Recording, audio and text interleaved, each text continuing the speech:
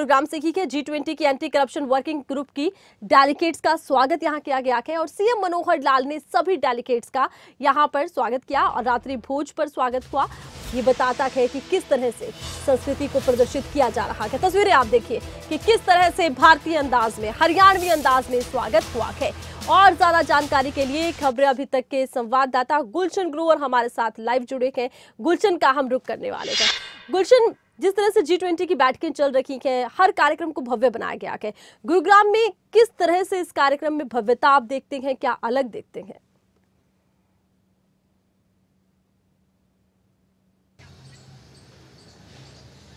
देखिए, बिल्कुल हरियाणवी कल्चर पूरा इस G20 की बैठक में गुरुग्राम में दिख रहा है। हालांकि ये बैठक जो है एंटी करप्शन के मुद्दे पर हो रही है कि कैसे विश्व में भ्रष्टाचार को ख़त्म किया जा सकता है, लेकिन हरियाणा के अंदर हो रही है। तो हरियाणा की संस्कृति और सभ्यता को देखते हुए तमाम विदेशी मेहमानों का स्वागत भी उसी परंपरा के तहत किया गया था।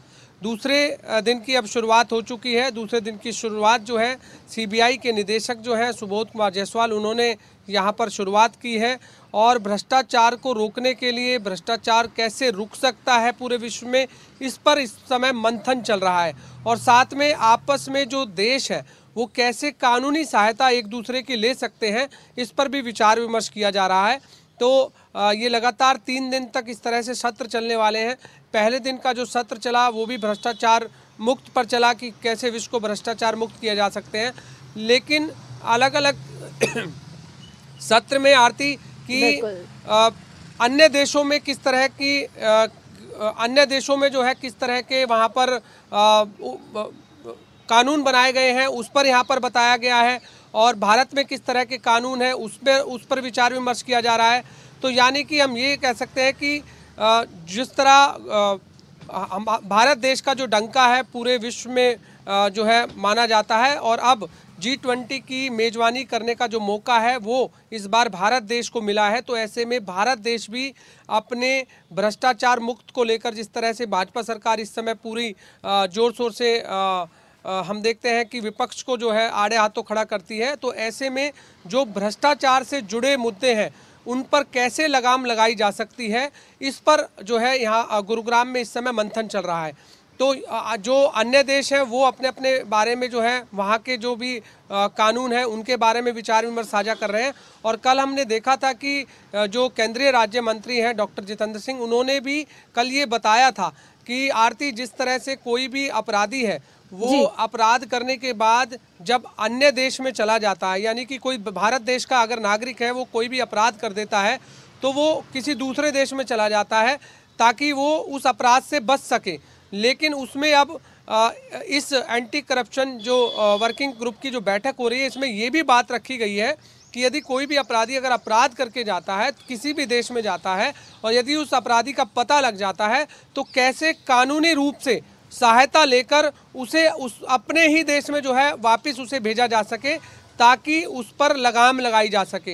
हालांकि अभी हम देख रहे हैं कि भारत सरकार द्वारा जो भी अपराधी है अगर कोई दूसरे देश में चला जाता है तो उसकी प्रॉपर्टी पर लगाम लगाई जाती है, उसकी प्रॉपर्टी जो है ले ली जाती है। बिल्कुल।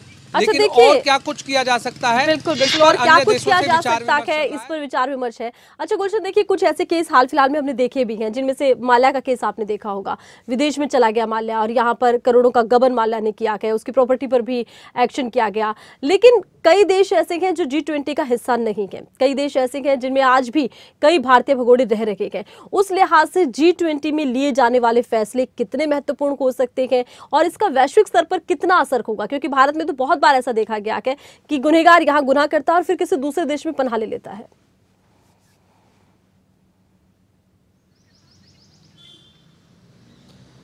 देखिए, G20 में आरती विश्व के 20 बड़े देश हैं। हालांकि भारत ने 10 इसमें आमंत्रित देश भी शामिल किए हैं। अन्य देश 10 जो है ऐसे देश हैं जिनको आमंत्रित भारत ने किया है, वो भी इसमें शामिल हैं। यूरोपियन देश हैं वो भी इसमें शामिल हैं। यानी 100 से ज़्यादा प्रतिनिधि ऐसे हैं जिनको इस G20 की बैठक में शामिल किया गया है।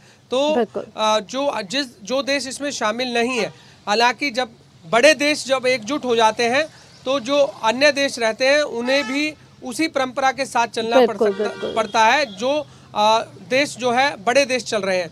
तो यानी कि जिन मुद्दों पर विचार विमर्श किया जा रहा है, चाहे वो भ्रष्टाचार से जुड़ा मुद्दा हो, चाहे वो अन्य मुद्दों पर मंथन हो रहा हो, तो उन पर जरूर पूरे विश्व में जो है फर्क पड़ेगा। और सबसे बड़ी बात है कि जिस गुरुग्राम में जो ये बैठक हो रही है, हालांकि आरती 200 से ज्यादा बैठकें पूरे भारतवर्ष में होनी है, लेकिन अलग अलग राज्यों में अलग अलग जो है यहाँ पर मुद्दे रखे जाएंगे। और जो गुरुग्राम में मुद्दा है वो एंटी करप्शन वर्किंग ग्रुप का मुद्दा है। भ्रष्टाचार को विश्व से कैसे खत्म किया जा सकता है, इस पर विचार विमर्श किया जा रहा है।